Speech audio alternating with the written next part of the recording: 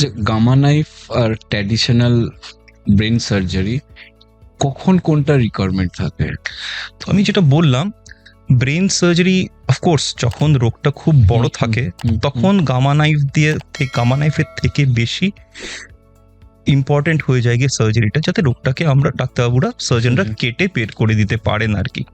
কিন্তু যখন রোগটার সাইজ ধরে নিন 1 মিলিমিটার বা 1 মিলিমিটারের থেকেও কম, একটা ক্রিটিক্যাল লোকেশনে যেখানে সার্জারি করতে গেলে দ্য টক্সিসিটিস বা পেশেন্টের ওটার আউটকামটা অনেকটাই খারাপ হতে পারে, সেই জায়গাটার মধ্যে আমরা সার্জারিটাকে পুরোপুরিভাবে এড়িয়ে আমরা এই অ্যাডভান্সড রেডিওথেরাপিটা ইউজ করতে পারি।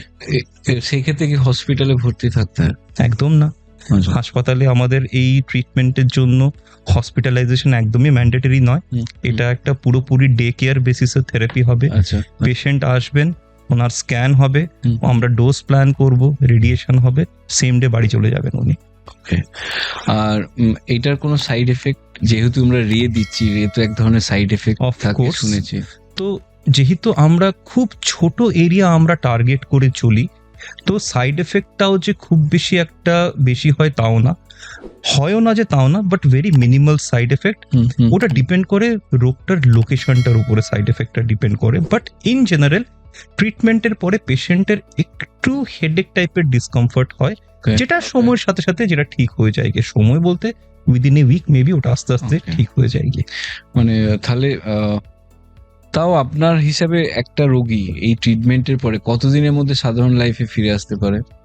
আমরা তো বলি যে যদি আপনার রেডিয়েশন হয়ে থাকে এই গামা নাইফ দিয়ে, আপনি দেখুন 3-4 দিন নিজেকে অবজার্ভ করুন, সাধারণ জীবনযাপন আপনারা পরপর থেকে আপনি শুরু করে দিতে পারেন। মেবি আ উইক আপনি রেস্ট নিন and then you are back to your normal life.